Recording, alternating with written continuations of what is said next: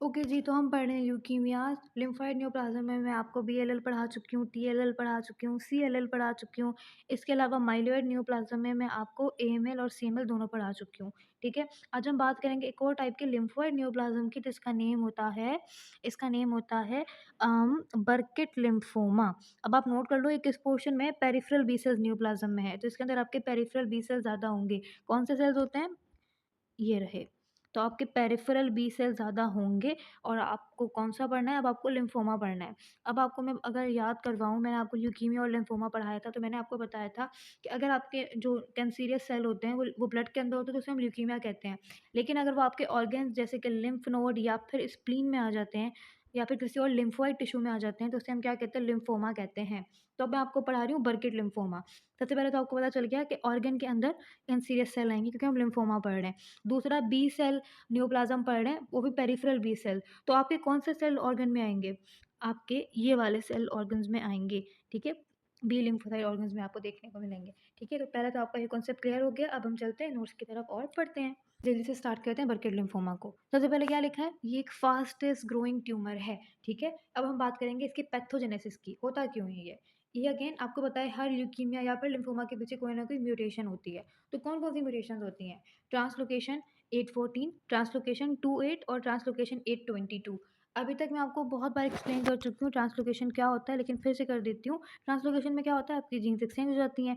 तो आपने नोट करा, ये आपका एक क्रोमोसोम है, ये दूसरा क्रोमोसोम है। एक क्रोमोसोम का पेयर है दोनों का, ठीक है? तो फिर क्या होता है? डीईएफ है यहाँ पे आपके पास डीईएफजी है। यहाँ पे कैपिटल लेटर्स हैं, यहाँ पे स्मॉल लेटर्स हैं, मीन्स आपकी ये डिफरेंट जीन्स हैं, सही है? लेकिन क्या होगा, जब ट्रांसलोकेशन होगी तो आपके डी की जगह ये वाला पार्ट और ये वाला पार्ट एक्सचेंज हो जाएगा, सही है? तो ये वाला पूरा का पूरा पार्ट जो है वो यहाँ आ जाएगा और ये वाला पूरा का पूरा पार्ट यहाँ आ जाएगा, जो कि आपको इस पिक्चर में दिख रहा होगा।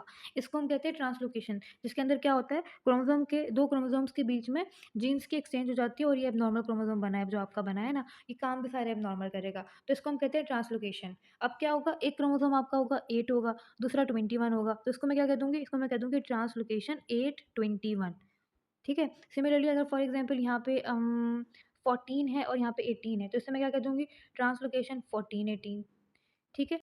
तो क्या मेंशन है? ट्रांसलोकेशन आपको समझ आ गई? तो ट्रांसलोकेशन हो सकती है क्रोमोसोम 814 के बीच में, क्रोमोसोम नंबर 28 के बीच में या फिर 822 के बीच में। ये तीनों आपको जो भी ट्रांसलोकेशन है वो याद करनी है। अब होता क्या है, एक एग्ज़ाम्पल दी हुई है कि फॉर एग्ज़ाम्पल ट्रांसलोकेशन 814 के बाद जो जीन्स थी वो एमवाईसी और आईजीएच थी, ठीक है?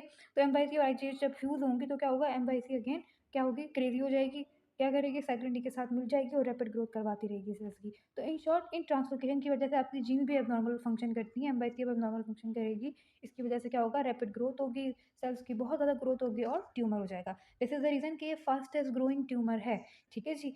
आई होप कि आपको पैथोजेनेसिस समझ आ गई। अब हम बात करते हैं इम्यूनोफिनोटाइप की।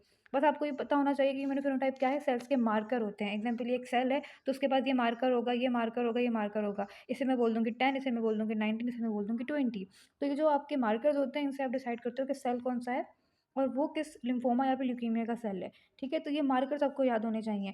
अगर मैं आपसे कह रही हूँ कि एक बर्गर लिम्फोमा का सेल है, तो उसके पास CD10, 19, 20 ये होना चाहिए, BCL6, BCL2 और IgM पॉजिटिव भी वो होना चाहिए। सॉरी, BCL2 तो नेगेटिव होता है, तो ये नहीं होगा, ठीक है? तो इन शॉर्ट जो-जो यहाँ पे पॉजिटिव लिखा है, वो सारे मार्कर्स इसके सेल्स के पास होंगे और जो नेगेटिव लिखा है, वो नहीं होंगे। तो इस तरह करके आप पहचान लोगे कि वो सेल कौन-सा है, किस ल्यूकीमिया या लिम्फोमा का सेल है। तो आपको क्या याद रखना है कि ये आपका CD10, 19, 20, BCL6 और IgM पॉजिटिव है और BCL2 नेगेटिव है। आगे जाके जब बाकी के लिम्फोमा से कंपेयर करवाऊँगी तो आपको ईज़ी होगा इनको कंपेयर करके याद करना। अभी के लिए बस सुन लो, ठीक है? तो हम इन मार्कर से भी पहचान सकते हैं कि कौन से टाइप का लिम्फोमा है। तो अगेन क्योंकि आपके बी सेल का ट्यूमर है, तो बी सेल के मार्कर्स होंगे 10, 19 और 20। इसके अलावा BCL6 भी होगा, IgM भी होगा और BCL2 नेगेटिव होते हैं। तो ये हैं आपके बर्किट लिम्फोमास के सेल की इम्यूनोफिनोटाइप, यानी कि उनके सेल मार्कर्स।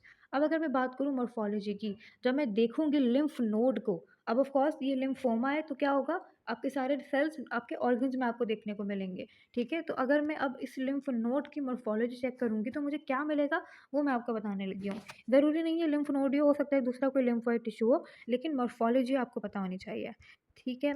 अब वो स्लाइड मुझे नहीं मिल रही। हाँ, सबसे पहले आपको अगर हम बात करें, extra nodal tissue mostly involve होते हैं।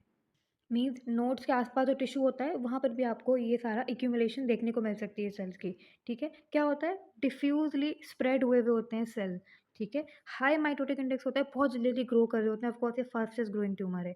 और आपके जो एपोप्टोटिक सेल्स होते हैं, वो बहुत ज़्यादा इंक्रीज़ होते हैं। जितने सेल बनते जाएँगे, उतना ज़्यादा उनकी डेथ होती रहेगी, तो उनकी एपोप्टोसिस भी होती रहती है सेल्स की। तो इसको हम क्या बोलते हैं? इसको हम बोलते हैं स्टारी स्काई अपीयरेंस, आपको दिखाती हूँ। तो इसको हम कहते हैं स्टारी स्काई अपीयरेंस। ये कब होती है? जब आपके सेल्स एक तरफ बन भी ज़्यादा रहे होते हैं, दूसरी तरफ उनकी एपोप्टोसिस भी ज़्यादा हो रही होती है। तो आपको मैक्रोफेज ये सब देखने को मिलेंगे, जो कि आपके ये जो सेल्स पुराने सेल्स होंगे, उनका डेब्रिस होगा, उसको फेगोसाइटोसिस करने उनके आ जाएँगे। तो जो अपीयरेंस आपको मिलती है, इसको आप कहते हो स्टारी स्काई अपीयरेंस, ठीक है? और ये क्यों? ये इसलिए मिलती है क्योंकि आपके सेल्स का जो माइटोटिक इंडेक्स होगा वो भी इंक्रीज़ हो जाएगा, साथ जो आपके एपोप्टोटिक सेल्स होंगे वो भी इंक्रीज़ हो जाएँगे। तो आपको ये अपीयरेंस मिलेगा, जिसको आप क्या बोलोगे? स्टारी स्काई अपीयरेंस, ठीक है जी। अब अगेन ये मैंने आपको स्लाइड इसलिए ऐड की ताकि मैं आपको कंपेयर करवा पाऊँ। अभी मैं आपको बर्किल लिम्फोमा पढ़ा रही हूँ, फिर एक लेक्चर में मैं आपको डीएलबीसीएल पढ़ाऊँगी। अब मैंने आपको क्या बताया था, बर्किल लिम्फोमा की फेनोटाइप क्या होती है? CD10, 19 और 20 पॉज़िटिव होते हैं, 10, 19 और 20 पॉज़िटिव होते हैं, BCL6 पॉज़िटिव होते हैं, BCL6 पॉज़िटिव है, साथ आपके पास BCL2 नेगेटिव है। इनके पास ये वाला मार्कर, इन सेल्स के पास ये मार्कर नहीं होता, ठीक है? तो ये BCL2 नेगेटिव है। लेकिन आपका एक और टाइप का कैंसर होता है, जो कि अगेन 10 पॉज़िटिव होगा, साथ BCL6 भी पॉज़िटिव होगा। लेकिन वो कभी-कभी क्या होता है, BCL2 पॉज़िटिव भी हो सकता है। तो इस तरह करके आप इन दोनों लिम्फोमास को कंपेयर कर सकते हो। और यही इम्पोर्टेंस है आपके इन सेल मार्कर्स की, कि आप इनसे लिम्फोमास को या फिर ल्यूकीमिया को आइडेंटिफ़ाई कर सकते हो। तो अगेन आपके बर्किल लिम्फोमा कोई पूछेगा, तो आपने क्या बोलना है? CD10, 19, 20 positive, BCL6 positive and BCL2 negative, ठीक है? DLBCL में आपको बोलना है CD10, 19, 20 positive, BCL6 positive and BCL2 positive. Mostly positive भी होते हैं, कभी-कभी आपको नेगेटिव भी मिल सकते हैं। ठीक है, तो इसलिए इस इम्यूनोफिनोटाइप की बड़ी इंपॉर्टेंस है जी, तभी मैं बार-बार इसको बोल भी रही हूँ, ताकि आपको ये चीज़ें माइंड में फिक्स हो जाएँ। अब जल्दी से हम बात करेंगे आपके बर्किट लिम्फोमा के क्लिनिकल फीचर्स की, और ख़त्म करेंगे। सबसे पहले एचआईवी के साथ हो सकता है, और ये बॉडी के किसी पार्ट में भी हो जाएगा। स्पोरेडिक रैंडमली हो जाएगा, और मोस्टली पेरिटोनियम को इन्वॉल्व करता है आपका बर्किट लिम्फोमा। सिम्पटम्स आएँगे वो पेरिटोनियम के आस-पास आएँगे। एक बार ऐसा होता है कि बर्किट लिम्फोमा का एंडेमिक आता है। जब इसका एंडेमिक आता है, जैसे कि अफ्रीका के अंदर बहुत कॉमन है, तो ये कहाँ किन बॉडी पार्ट्स को इन्वॉल्व करता है? मैंडिबल को, किडनी को, इसके अलावा एड्रिनल और ओवरीज़ को इन्वॉल्व करता है। ये आपको पता होना चाहिए। और अक्सर ऐसा होता है कि साथ आपको एप्स्टीन बार वायरस की वजह से भी बर्किट लिम्फोमा मिल सकता है। तो इसकी पैथोजेनेसिस में एप्स्टीन बार वायरस भी होता है। इसकी वजह से भी बर्किट लिम्फोमा हो सकता है। आप वायरोलॉजी में पढ़ोगे कि आपके कुछ वायरस होते हैं, जो कि आपको कैंसर करवा देते हैं, ठीक है? तो उसी के अंदर एप्स्टीन बार वायरस भी है। अब एचआईवी वाला जो होता है, उसके अंदर 25% एप्स्टीन बार वायरस की वजह से हुआ होता है। स्पोरेडिक जो होता है, उसके अंदर 15 टू 20% एप्स्टीन बार वायरस की वजह से हुआ होता है। और ये जो एंडेमिक वाला है, ये वाला जो है, ये 100% इसी की वजह से हो रहा होता है। तो एक वायरस जो होगा, वो दूसरे जो पर्सन होगा उसके साथ स्प्रेड हो जाएगा, इसका एंडेमिक आएगा। एंडेमिक का मीनिंग होता है कि फॉर एग्ज़ाम्पल किसी कंट्री में या किसी रीजन में किसी डिज़ीज़ का बहुत ज़्यादा एक्सीज़ अमाउंट में होना। तो क्या होगा, आपके 100% एप्स्टीन वायरस की वजह से होगा। वायरस क्या करेगा, पूरी कम्युनिटी के अंदर इस डिज़ीज़ को, इस लिम्फोमा को स्प्रेड कर देगा। कौन-कौन से बॉडी पार्ट इन्वॉल्व होंगे? तो मैंडिबल, किडनी, एड्रिनल, ओवरीज़। ठीक है जी, यहाँ पे आपका बर्किट लिम्फोमा हो गया कंप्लीट।